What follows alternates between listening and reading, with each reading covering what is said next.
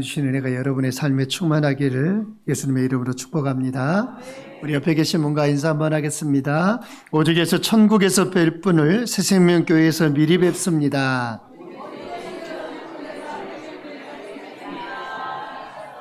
아멘. 네. 우리는 인생을 살아가면서 여러 가지 어려운 많은 일들을 만납니다.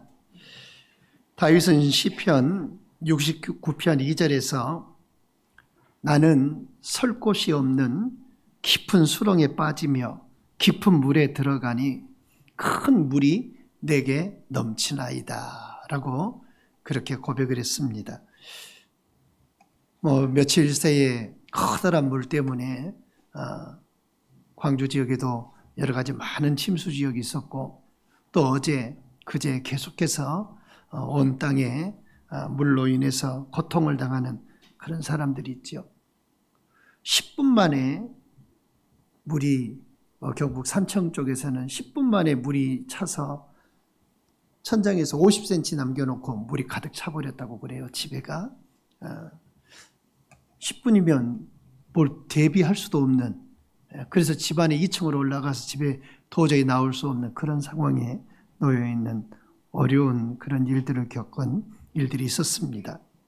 그런데 다윗은 설 곳이 없는 깊은 수렁, 깊은 물, 큰 물 이렇게 표현을 시편 69편에서 표현합니다.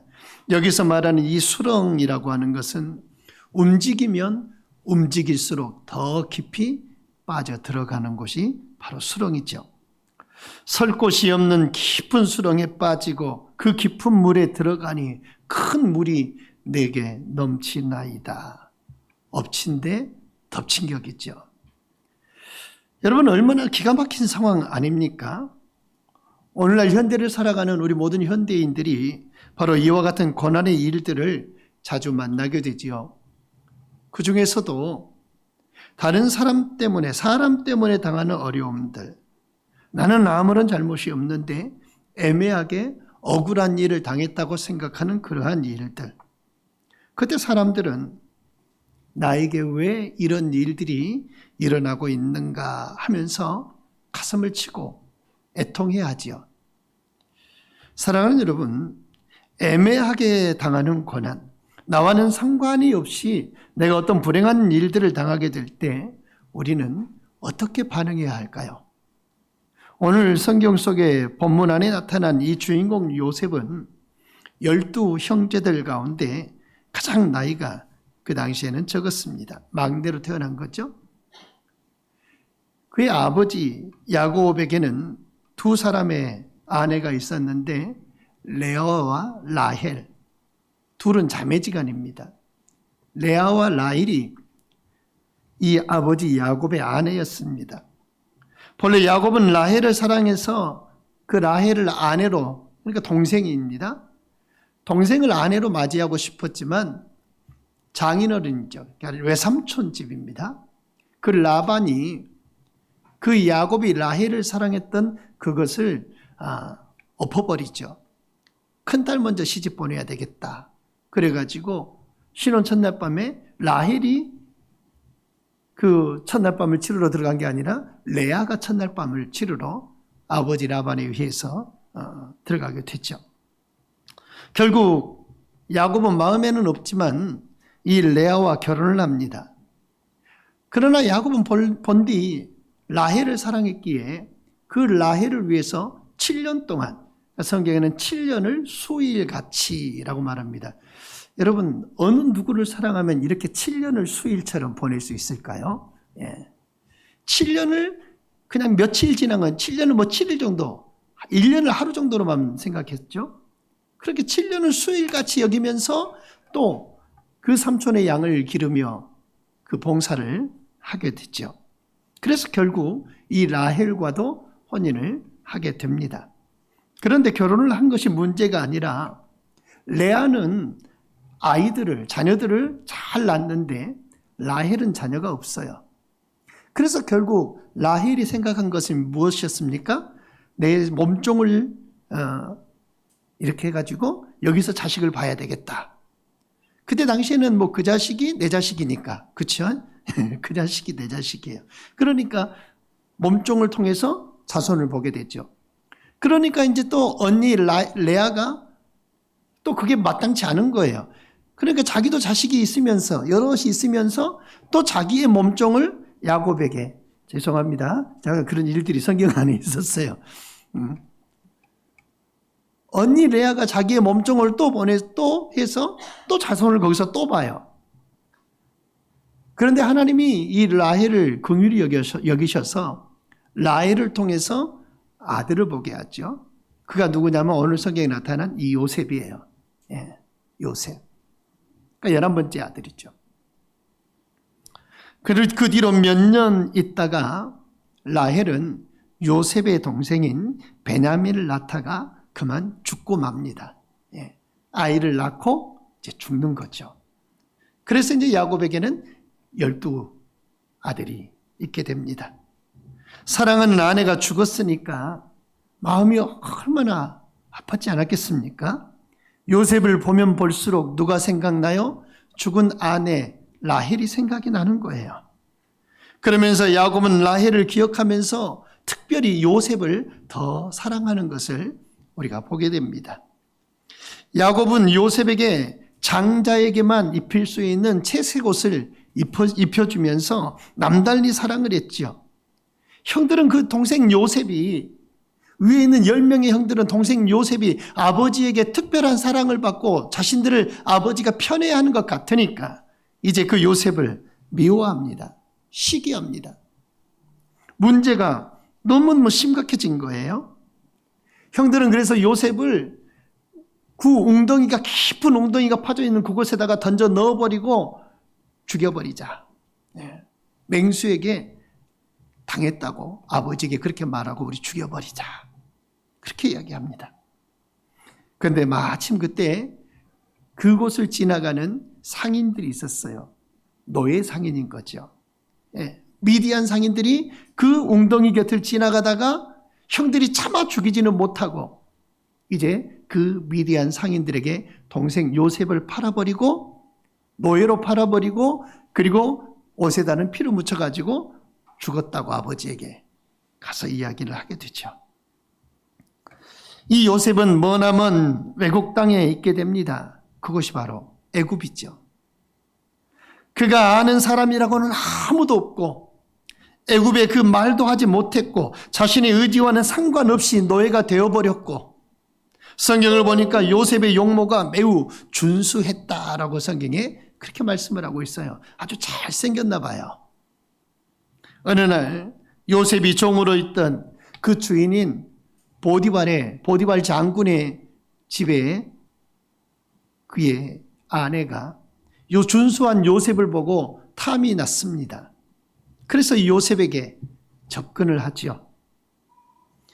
요셉에게 동침을 요구하고 유혹해 왔어요. 요셉이 거절하고 도망을 갑니다. 그때 그의 옷을 붙잡고 요셉의 옷이 벗겨지고 그 옷을 가지고 이제 주인 마님이 지금 수치스럽잖아요. 그래서 남편에게 가서 이르지요. 요셉이 겁없는 놈이, 그러면서 정반대의 상황을 남편에게 이야기합니다. 결국 누명을 쓰고 요셉은 감옥에 들어가게 되지요. 요셉의 생애를 보면 참으로 시련의 연속입니다. 사람의 인생이 이렇게 힘들 수도 있을까라고 생각할 수 있는 그런 인생이죠. 정말로 이렇게도 험할까? 고독했고 많은 스트레스를 받았고 그의 삶을 보면 분명히 이렇게 이야기할 수밖에 없었습니다. 왜 하나님이?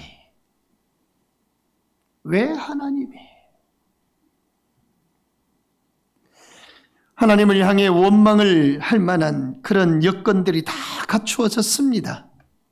그런데도 불구하고 요셉은 단 한 번도 하나님을 향해서 왜 하나님이라고 그렇게 원망을 토로하지 않습니다. 하나님 왜 나에게? 사랑하는 여러분, 요셉은 도대체 어떤 사람입니까? 참는 것도 한도가 있잖아요. 어떻게 그런 역경을 당하면서 그런 고난을 당하면서 불평 한마디 없이 그렇게 살아갈 수 있냐 말입니다. 어떻게 그런 시련들을 묵묵히 참을 수 있었을까요? 1번, 요셉은 별로 생각이 없는 사람이다. 2번, 그냥 그러려니 했다. 요셉이 그런 사람이에요? 아니잖아요. 생각도 깊은 사람이고 모든 상황을 다 볼 수 있는 사람이고 하나님의 약속을 기다리며 살았던 그런 사람이잖아요. 아무런 감정도 없는 그런 사람이 아닙니다. 요셉도 우리와 똑같은 사람이었습니다. 하지만 우리가 요셉을 통해서 보는 것은 하나님께서는 모든 것을 다 아신다라고 요셉이 믿었다라는 사실이에요. 하나님께서 지금 우리가 통과하고 있는 모든 삶의 것들을 보시고 또한 그것을 돌보시고 계신다는 사실입니다. 요셉은 그런 사실 가운데 단 한 번도 하나님의 역사를 의심하지 않았습니다. 요셉의 생애 가운데 큰 위기와 어려움이 있을 때마다 우리는 성경을 통해서 발견하게 되는 것은 이 말씀을 볼 수가 있어요. 그러나 앞에는 전부 다 무슨 상황이에요? 아주 말할 수 없는 극한 고통의 상황이에요. 그런데 그러나 하나님이 요셉과 함께 하셨더라. 그 말씀을 성경을 통해서 볼 수 있어요. 그러나 하나님이 요셉과 함께 하셨더라. 창세기 39장 2절 말씀에 여호와께서 요셉과 함께 하심으로 그가 형통한 자가 됐다. 창세기 39장 23절에서도 간수장은 그의 손에 맡긴 것을 무엇이든지 살펴보지 아니하였으니 이는 여호와께서 요셉과 함께 하심이라. 범사의 그를 형통하게 하셨다라고 말씀하고 있습니다. 여러분 무슨 말입니까? 요셉이 보디발의 집에 가면 그 장군 보디발의 집에 가면 그 집이 복을 받았고요. 요셉이 감옥에 들어가면 그 감옥에 있는 자들이 복을 받고요.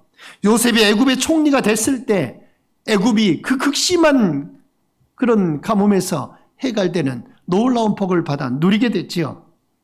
모든 상황들이 잘못되어 가고 꼬여가고 있는 그 상황에도 요셉은 여전히 주님과 함께했고 주님이 함께 하시는 그 요셉은 형통한 사람이 되었다는 사실입니다. 요셉을 통해서 또한 우리가 볼 수 있는 것은 하나님은 모든 사람들에게 선택의 자유를 주셨다는 사실이에요. 택함의 자유를 주셨다. 하나님이 인간을 만드실 때 마치 명령을 입력하고 명령을 그냥 엔터를 딱 치면 그대로 움직이는 컴퓨터로 조종하는 그런 로봇 같은 그런 사람으로 만들지 않았습니다. 로봇은 명령어에 따라서만 움직여요. 명령대로만. 하나님이 우리 인생을 그렇게 짓지 않으셨잖아요. 우리 마음대로 선택할 수 있게 하셨고 그걸 바로 선택의 자유라고 말하죠. 자유의지를 하나님이 우리에게 허락해 주셨어요. 우리가 잘못된 것을 선택을 해도 하나님은 절대로 하나님의 뜻을 우리에게 강요하지 않습니다. 내가 잘못된 것을 선택했어요. 잘못된 것을 선택했을 때 하나님이 너 그거 잘못 선택했어. 그거 아니야. 그리고 나의 모든 의지를 다 말살시켜버리고 하나님의 뜻대로만 모든 걸 그렇게 그 순간에 끌어가지 않는다는 사실이에요. 그런데 우리는 마치 우리가 잘못된 그런 선택의 결과로 어려움을 당하게 될 때에 마치 하나님이 잘못한 것처럼 하나님을 탓하곤 한다는 사실입니다. 내가 선택하고 내가 그 결과에 대해서 책임을 져야 되는데 내가 선택하고 결과가 그렇게 나타났는데 결국 책임은 누구에게 돌려요? 하나님께 돌리는 이런 모습을 보이게 되죠. 우리의 잘못인데도 이것은 분명히 하나님의 뜻이다라고 하면서 영적으로 해석하기를 좋아합니다. 하지만 하나님의 뜻은 그렇게 이루어지는 게 아니에요. 누구에게나 선택의 자유를 주셨고 그리고 그 선택에 대한 책임은 반드시 자신이 줘야 된다라는 거예요. 요셉의 형들이 요셉을 종으로 팔아먹게 한 것도 하나님의 처음부터 계획하심입니까? 예? 그렇죠? 한번 생각해 보세요. 요셉의 10명의 형들이 요셉을 팔아먹기로 했잖아요. 팔아먹기로 했어요. 그러면 그 요셉을 팔아먹는 그 일이 하나님의 계획하심이냐 그 말이에요. 계획인 것도 같고, 그렇죠? 계획인 것도 같고 아닌 것도 같고, 예, 비스무리. 예. 여러분, 하나님의 계획 아닙니다. 하나님의 시나리오가 10명의 형들을 통해서 요셉을 팔아먹게 하는 게 하나님의 시나리오가 아니에요. 그 시나리오마저도 형들이 인간이 세운 그 계획, 그 선택마저도 하나님은 변해서 하나님의 역사를 이루어 가시는 하나님이시지, 만약에 제가 하나님이라고 한다면 그걸 다 한다면 못하게 하죠. 네 동생을 파는 너희들이 인간들이냐 하면서. 근데 하나님의 계획은 그런 계획을 하나님이 선택하고 계획하셨다라고 말하는 게 아니에요.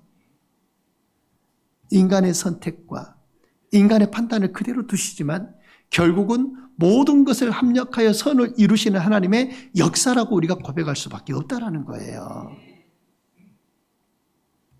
마지막에 가서는 반드시 선한 것으로 바꾸어 주시는 하나님이십니다.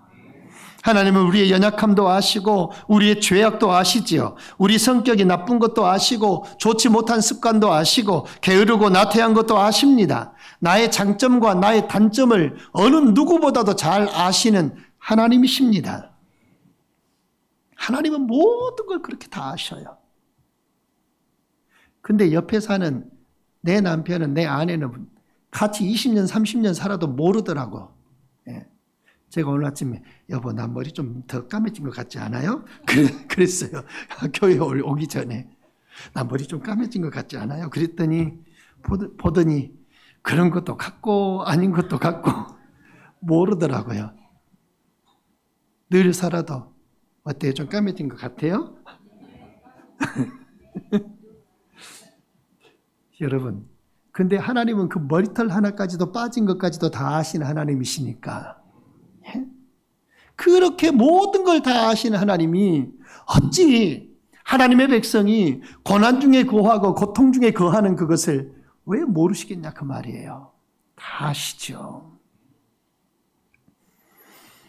주님은 우리 이런 모든 것들을 다 취하셔서 선한 결과로 바꾸어 주시는 분이십니다. 우리가 살아가는 모든 삶 가운데 수많은 전쟁들이 있을 수 있어요. 하지만 그 모든 전쟁들에서 때로는 내가 실패하고 내가 질 수 있다고도 해요. 하지만 하나님은 그 전쟁에서 반드시 승리하도록 이미 여호와 니시가 되신 하나님 되신 줄 믿습니다. 여러분, 책을 읽을 때 책을 읽어 나가면 때로는 내용이 너무 재미가 없거나 아니면 호기심이 생기면 여러분 어떻게 하십니까? 앞에를 읽어 나가는데 호기심이 생겨. 그러면 어떻게 하시나요? 예? 호기심이 생기면 어떻게 하죠? 그렇죠. 그렇죠. 호기심이 생기면 결말이 가장 궁금한 거예요. 끝에가 뭐 어떻게 됐는가? 그게 가장 궁금해요. 여러분, 책을 뒤로 마구 넘겨가지고 맨 책 뒷장에 기록된 결말 부분을 훔쳐보게 됩니다. 주인공이 순환을 당해요. 고통을 당해요. 보기에도 깝깝해요. 늘 우리가 보면 그렇게 안 했으면 좋겠는데, 그렇게 안 했으면 좋겠는데, 근데 꼭 주인공들은 그 길을 가더라고. 궁금하면 마지막 편을 보면 됩니다. 그렇죠? 한 1, 2, 3, 4편 보다가 도저히 깝깝하고 궁금하면 마지막 편에 가서 보면 돼요. 그럼 결말이 다 나와 있어요. 정해져 있어요. 주인공이 순환을 당하고 어려움에 처해도 별로 결말을 알고 나면 이제 안타까워하지 않아요. 예, 그러려니 하고 보게 됐죠. 요셉의 경우도 마찬가지입니다. 우리는 현재 요셉의 모든 일생을 알고 있습니다. 그래서 요셉의 그 형들이 행한 그 종으로 팔아버리는 그 일, 보디발의 집에서 누명을 쓰고 감옥에 갇히는 일, 그것들을 보면서 우리는 별로 가슴 아파하지 않아요. 왜냐하면 하나님이 그 요셉을 애굽의 총리가 되게 만드시는 과정에 서 있는 일이기 때문에. 성경을 우리가 살펴본 대로 하나님께서는 언제나 요셉과 함께 하셨고 그를 버려두지 않았고 결과적으로 그 모든 이스라엘 백성들을 다시 새롭게 살리고 한 민족으로 한 나라로 다시 세우시는 하나님의 역사라고 하는 걸 우리가 성경을 통해서 보기 때문에 요셉의 이야기를 아무리 해도 어때요? 그냥 결말을 다 아시니까 요셉의 이야기는 우리에게는 아무런 감흥이 없어요. 그렇죠? 요셉의 이야기를 요셉이 감옥에 갇혔다 어쨌다 그러면 홈이 짠한 그 막 이런 분들 계세요? 없잖아요. 그냥 듣잖아요. 그러나 우리가 기억해야 될 것은 요셉의 이야기가 아니라 우리의 삶이 그렇다는 거예요. 현재 우리의 삶이 고통스럽고 억울함을 당하고 비참한 지경에 처해 있다 할지라도 궁극적으로 하나님은 모든 악함을 선함으로 바꾸시는 하나님, 슬픔을 기쁨으로 바꾸시는 하나님, 낙심과 그 좌절을 소망으로 바꾸어 주시는 하나님이라는 사실을 믿으시기를 바랍니다. 사랑하는 여러분, 우리의 삶이 혹여 헤어나올 수 없는 깊은 수렁에 서 있습니까? 때로는 극한 환난과 어려움에 처하고 낙심할 만한 그런 일들을 만나셨습니까? 그렇다면 그 고난의 너머에서 역사하시는 하나님, 축복하시는 그 하나님, 그 결과적인 사건들을 여러분 미리 보실 수 있기를 바랍니다. 고난의 뒤편에 있는 그 하나님의 역사를 미리 보십시오. 험산줄령 예비해 놓고 계시는 그 축복의 사실들, 그 험산줄령을 넘고 나면 하나님의 복의 역사가 내 삶 가운데 나타난다는 그 사실을 믿으시기를 바랍니다. 책을 한참 넘겨서 결론부터 미리 보시고 안심하시기를 바랍니다. 하나님은 우리가 바라고 우리가 소원하는 것 이상으로 더 좋은 것을 채워주시기를 원하시는 하나님이십니다. 에베소 3장 20절 말씀에 보면 우리 가운데 역사하시는 능력대로 우리가 구하거나 생각하는 모든 것에 더 넘치도록 능히 하실 이라고 성경은 말하고 있어요. 우리의 조그마한 머릿속에서 생각하는 그 생각하는 것 이상으로 넘치게 채우시는 하나님이시라는 거예요. 오늘 본문의 요셉을 보십시오. 거의 죽을 뻔한 고비를 여러 번 넘깁니다. 머나먼 외국 땅에 노예로 팔려갑니다. 억울한 누명을 썼습니다. 감옥에 갇혔습니다. 여기까지만 보면 소망이 끊어진 거예요. 예? 더 이상 기회가 없는 거예요. 노예로만 팔려가고 그 집에서 정말로 그 집안을 잘 꾸렸을 때 그 집에 가정 총무가 됐잖아요. 그런데 가정 총무로서 살았을 때까지만 해도 좀 살만하다라고 했을 거예요. 하지만 마님 때문에 누명을 뒤집어 쓰고 다시 감옥에 갇히는 그 일. 여러분, 하나님은 소망이 끊어졌을 뻔한 그 순간에도 그 모든 일들을 선으로 바꾸어 주셨습니다. 요셉이 감옥에 갇혀 있는 동안에 바로의 신하들과 가깝게 지냈지요. 술 맡은 관원장, 떡 굽는 관원장, 그러니까 술과 떡을 맡은 대장들이에요. 왕궁에서. 그들과 가까이 지내는 거예요. 그들도 잘못해가지고 지금 감옥에 들어와 있잖아요. 그들의 꿈을 대신 해석해 줍니다. 그리고 그 사람들이 다시 그들의 그 이전의 권좌에 다시 앉았을 때 요셉을 기억하고 왕에게 소개시켜 주지요.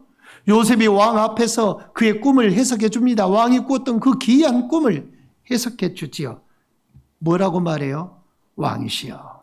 7년 동안의 풍년이 있을 것이고 그 다음에는 7년 동안 흉년이 있을 것입니다. 왕은 이 일을 준비해 하셔야 합니다. 바로 왕은 요셉의 그 꿈 해석에 깊은 감동을 받고 애굽의 총리로 요셉을 세우게 되죠. 노예였던 그가, 깊은 감옥에 갇혀 살았던 그가 애굽의 총리가 돼서 한 나라를 다스리는 제 권력의 2인자가 됐던 겁니다. 요셉은 결과적으로 총리로 임명됨으로 애굽을 구원했고 그 외에 이스라엘을 포함하여 여러 나라들을 굶주림 가운데 건져내는 그런 사람이 됐던 것이죠. 사랑하는 여러분, 하나님은 어떠한 일들이 내 삶 가운데 일어나는지 다 보고 계십니다. 그러나 우리에게 선택의 자유를 주셨고 하나님은 우리의 그 선택에 대해서 간섭하지 아니하신다는 사실이에요. 비록 우리가 나쁜 길을 선택할지라도 하나님은 그걸 수용하시고 마지막에 가서 반드시 선한 것으로 바꾸어 주시는 하나님이십니다. 중요한 건 우리가 언제나 하나님께 속해 있어야 된다는 사실이에요. 요한복음 15장 7절에 너희가 내 안에 거하고 내 말이 너희 안에 거하면 무엇이든지 원하는 대로 구하라. 그리하면 이루리라고 했습니다. 주님께 속해 있을 때 무슨 문제를 만나든지 주님께 맡기면 그 악한 일들을 만나실지라도 하나님은 좋은 것으로 바꾸어 주시는 하나님이십니다. 그래서 요셉은 오늘 보면 창세기 50장 20절에 이렇게 말합니다. 당신들은 나를 해하려 하였으나 하나님은 그것을 선으로 바꾸사 오늘과 같이 많은 백성의 생명을 구원하게 하시려 하셨나이다. 당신들은 나를 해치려 했지만 하나님은 그걸 선으로 바꾸셨습니다. 해치려고 했던 것들이 그 형들의 생각이었어요. 그런데 하나님은 그 순간순간의 상황 속에서 그 모든 상황을 바꾸시고 요셉을 오히려 하나님의 귀한 사역자로 세워 가셨다는 사실입니다. 요셉이 그렇게 된 것은 언제나 그가 하나님을 의지했기 때문이지요. 사랑하는 여러분, 지금 우리 모두는 어찌 보면 순간순간마다 시련의 기간을 통과하고 있을지도 모릅니다. 때로는 내가 아무런 잘못 없이 애매하게 고난을 당한다고 생각할 수도 있습니다. 억울한 희생자가 될 수도 있습니다. 요셉의 경우가 그러했습니다. 대부분의 사람들은 이런 심각한 문제를 만나면 자신을 정죄하고 자신을 무기력하게 여기고 또 동정에 빠져서 침체에 빠지고 맙니다. 하지만 요셉은 자기를 동정하지 않았어요. 자기 연민에 빠지지 않았어요. 자기를 비판하지 않았어요. 그는 모든 상황을 현실적으로 보려고 했습니다. 배가 폭풍을 만나면 배는 어떻게 해야 합니까? 폭풍을 뚫고 가야 된다고 그래요. 그 폭풍을 피하려고 배를 돌리는 순간 배는 뒤집어진다는 거예요. 오히려 노을이 이렇게 크게 높게 깊게 이렇게 쳐도 그 배를 타고 차라리 그 노을을 타야 된다고 말해요.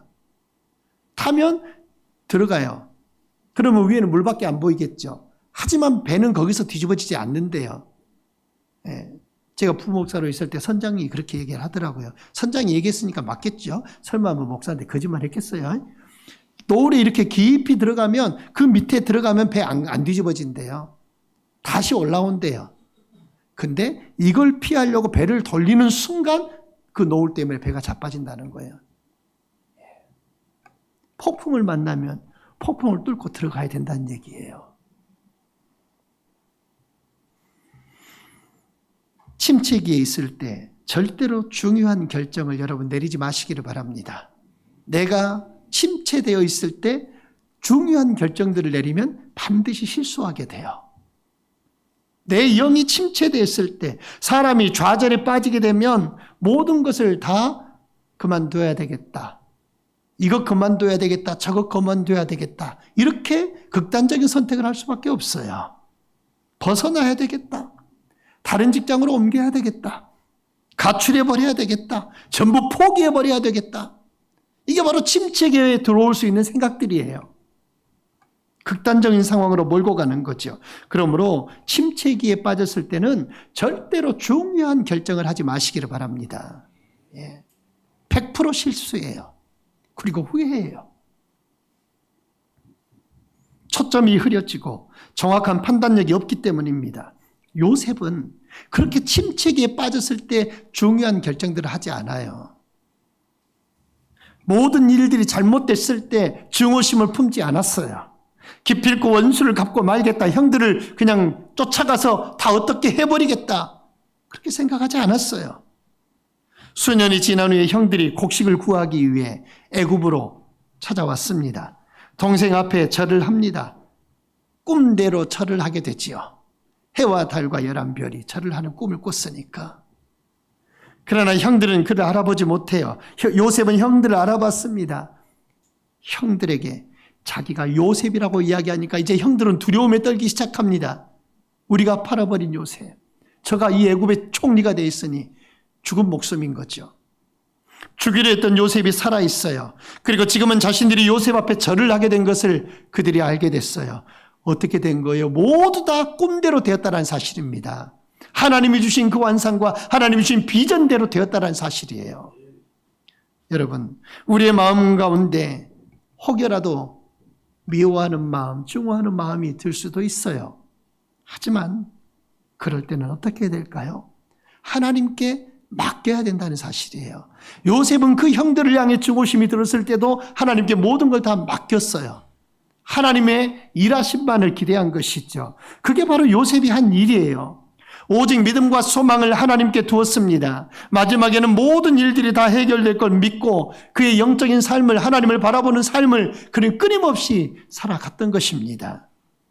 어려운 일을 만나거나 곤란한 일을 당할 때, 남에게 원망을 듣거나 오해를 살 때, 혹은 사람들끼리 다투거나 사이가 좋지 아니할 때 이상하게 하나님을 원망하고 주님을 배척합니다. 그리고 신앙생활을 멀리합니다. 심지어 교회를 나오지 않습니다. 여러분, 그것이 교회와 무슨 상관이 있습니까? 그렇죠? 안 그런가요? 사람들과의 다툼, 그리고 나의 사업에 힘든 거 어려운 일들, 여러분 이런 일들이 교회와 무슨 상관이냐 말이에요. 아무런 상관이 없죠.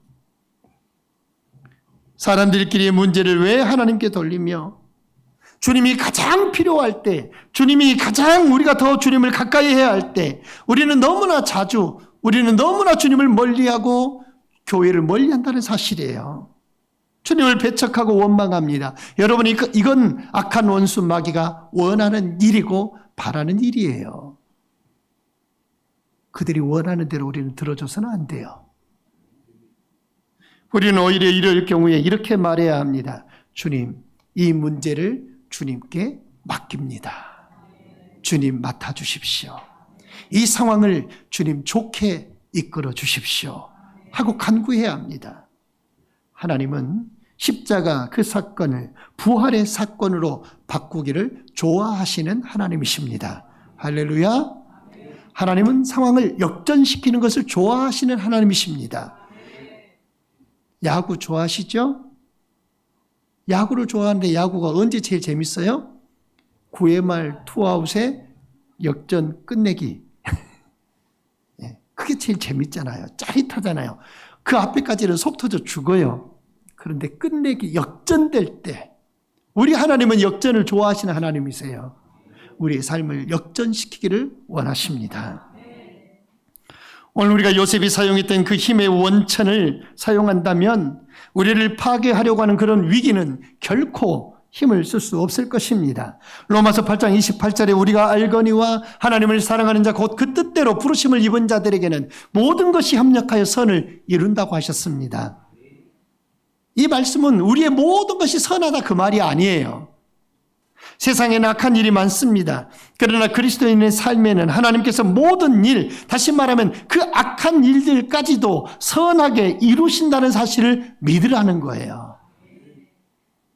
요셉이 사용했던 그 힘의 원천이 바로 이것입니다. 우리는 그 하나님의 계획을 바라보는 눈을 가져야 합니다. 하나님은 결코 하나님의 백성들을 버리지 않았습니다. 죄와 사망 가운데 영 죽어버려야 될 그런 인생들이었지만 하나님은 당신의 아들을 친히 보내셔서 우리를 대속하시고 우리의 모든 허물과 죄를 속하셔서 하나님의 백성으로 다시금 회복시키시는 그 은혜를 그 아들을 통해서 이루기를 기뻐하셨습니다. 정녕 버리지 않으셨어요. 이사야 49장 15절에 여인이 어찌 그 젖먹는 자식을 잊겠으며 자기 태에서 난 아들을 긍휼히 여기지 않겠느냐. 그들은, 그 여인들은, 그 어미들은 혹시 잊을지라도 나는 너희를 잊지 않겠다. 할렐루야. 우리가 감당하기 어려운 환경, 통과하기 어려운 길을 지날지라도 주님은 선한 목적을 사용해서 더욱 큰 영광을 나타내게 하실 줄 믿습니다. 그래서 요셉은 이런 고백을 하죠. 형님들은 나를 해치려고 했지만 하나님은 그걸 선으로 바꾸어 주셨습니다. 형님들은 나를 넘어뜨리려고 했지만 하나님은 그것을 나를 바꾸어서 하나님의 거룩한 일에, 나를 발전시키는 일에 사용하셨습니다. 형님들은 나를 파괴하려고 했고 형님들은 나를 죽이려고 했지만 하나님은 그걸 변화시키셔서 나를 더 강하게 하고 성숙한 사람이 되게 하고 하나님의 영광을 드러내는 사람이 되게 했습니다. 여러분, 어떤 일들이 우리의 삶 가운데 일어날지라도 모든 전쟁은 이미 승리한 것이요 마지막의 결과는 하나님의 손에 있다는 사실을 믿으시기를 주의 이름으로 축원합니다. 위기를 주님께 맡기면 기회가 됩니다. 위기를 주님께 맡기면 기회가 돼요. 우리는 그 하나님의 약속을 믿고 성경에는 36,500여 가지의 하나님의 약속이 기록이 되어져 있어요. 이 약속들을 저와 여러분의 것으로 만드는 여러분 되시기를 주의 이름으로 축원합니다. 마치 이 약속은 무엇과 같냐면 자기합수표와 같은 거예요. 이걸 사용해야 될 필요가 있습니다. 하나님의 약속을 사용하십시오. 하나님의 약속은 우리에게 소망을 주고 이 약속은 우리에게 힘을 주고 위로를 줍니다. 오늘 요셉과 같이 가족들, 형제, 자매, 부모, 남편, 아내, 친구들, 아니 교회 안에 지체들에 의해서 혹여 우리가 상처를 입을 수도 있습니다. 그렇다면 요셉이 한 것처럼 하시기를 바랍니다. 낙심하거나 시리에 빠지거나 증오심에 빠지지 말고 모든 것 주님께 맡기십시오. 나만 참고 묵묵히 견디는 것이 불평스럽다고 불평을 토로할 수도 있어요. 왜 나만 참아야 되는가? 왜 나만? 그럴 수 있어요. 그러나 성경은 마지막 날에 하나님이 그 모든 걸 다 계산하신다고 말씀하고 있습니다. 사랑하는 여러분, 모든 것은 하나님의 손에 달려있고 하나님의 경륜 안에 있습니다. 다윗은 고백하기를 주께서 내 원수의 목전에서 내게 상을 베푸시고, 원수 앞에서 나 먹으라고 상을 딱 차려줬다고 생각해봐요. 원수는 그걸 쳐다보고만 있고 나는 다 그걸 앉아서 먹을 수 있는 그 복, 그 은혜, 여러분 어떻게 비교할 수 있겠습니까? 우리는 고난이 없으면 십자가도 없다라는 사실을 기억하시면서 고난의 십자가 뒤에 부활의 영광이 있음을 기억하시기를 바랍니다. 주님 다시 오실 그때까지 저와 여러분의 모든 삶을 다 주님께 맡기면서 주님이 기뻐하시는 그 하나님의 영광을 나타내는 삶을 사는 저와 여러분 다 되시기를 주님의 이름으로 축원합니다. 우리 찬양 한 곡 드릴까요? 주님 다시 오실 때까지.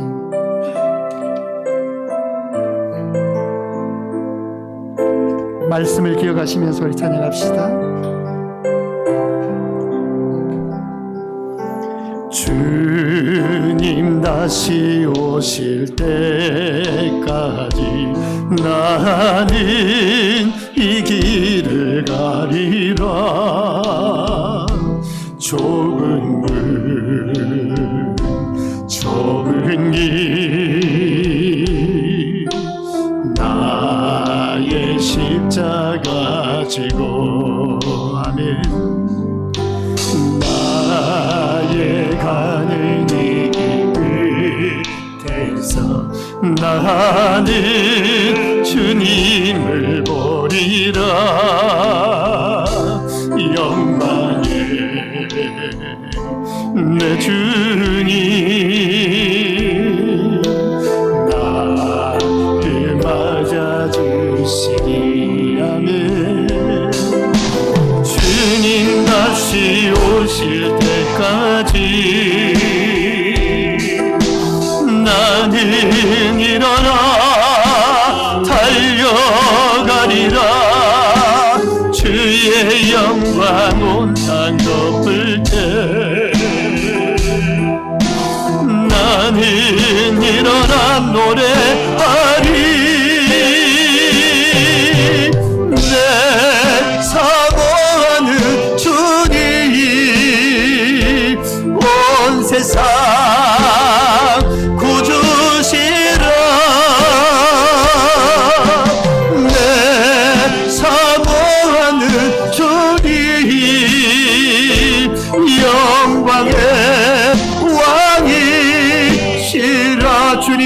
오실 때까지, 주님 다시 오실 때까지 나는 일어나 달려가리라. 주의 영광 온 땅 덮을 때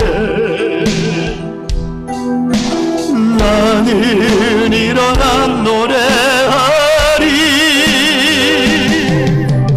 내 사모하는 주님 온 세상 구주시라. 내 사모하는 주님 영광의 왕이시라. 내 사모하는 주님, 내 사모하는 주님 온 세상 구주시라. 내 사모하는 주님 영광의 왕이시라. 사랑하는 여러분, 우리 함께 이 시간 한번 기도하십시다. 함께 기도할 때 하나님, 내가 당하는 일들 이상한 일 당하는 것처럼 여기지 말게 하소서. 어떤 순간에도 어떤 상황 속에서도 오직 내 주님만 바라고 내 주님만 소망하며 영광의 왕이 되시는 그 주님을 향해 한 걸음 한 걸음 믿음으로 나아가는 우리 모두가 되기를 위해 기도합시다. 주님 다시 오실 때까지 주여 이 믿음 지키게 하여 주옵소서. 우리 다 같이 기도하겠습니다. 살아계신 아버지 하나님, 전능하신 하나님 아버지, 감사합니다. 하나님 아버지, 연약한 저희들 아버지 불쌍히 긍휼히 여겨주십시오.